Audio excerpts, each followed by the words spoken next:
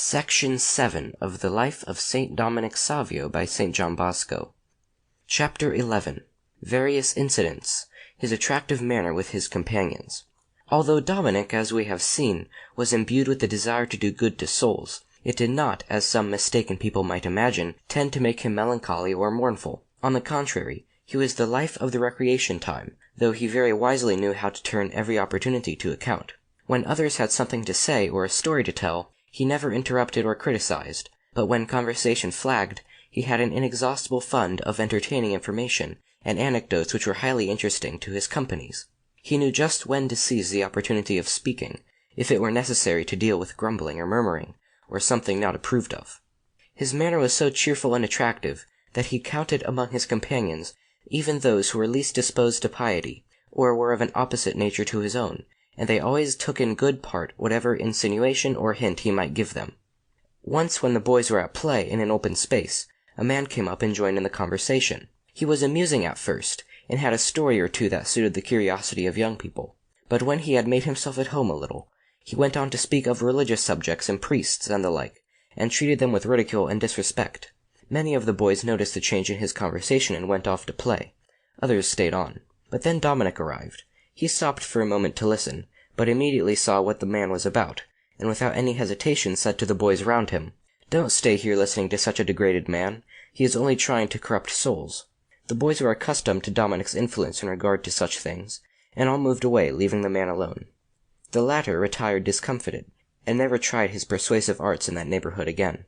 The influence of Dominic's gradually increased, so that he could usually persuade the boys against any course in which he saw that evil might lurk. There was at the oratory at the time a little society composed of the better and more able boys, who endeavored to check any wrongdoing amongst the rest, and to deal with any unruly ones amongst them. Savio belonged to it, and played a foremost part in it. Whatever little presents came to him, he reserved them to add weight to his persuasion. Sometimes he would seize an opportunity in the games, when a boy on whom he had designs was a partner of his, to ask him to promise to go to confession with him on the following Saturday. As Saturday usually seemed a long way off, the boy generally consented, but Dominic did not let him forget it, and when Saturday came he would take the boy off to church, as pleased with the success of his little ruse as a sportsman is in securing his prize. In this way, it often happened that a boy, on whom 100 sermons would be lost, would at once succumb to some novel method invented by Dominic's zeal for souls.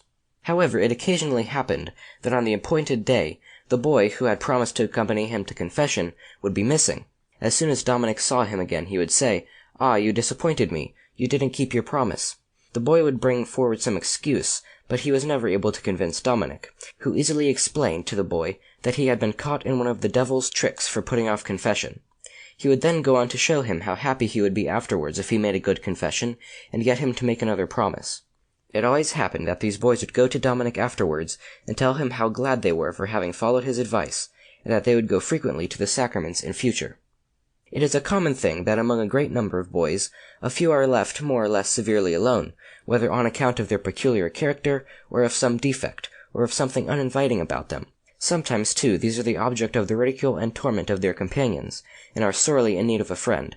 Dominic was always on the lookout for these. He was frequently in their company, entertaining them in one way or another. Others, who, through ignorance or neglect, were disposed to be mischievous or bad, Dominic took in hand, and always brought them to a better frame of mind.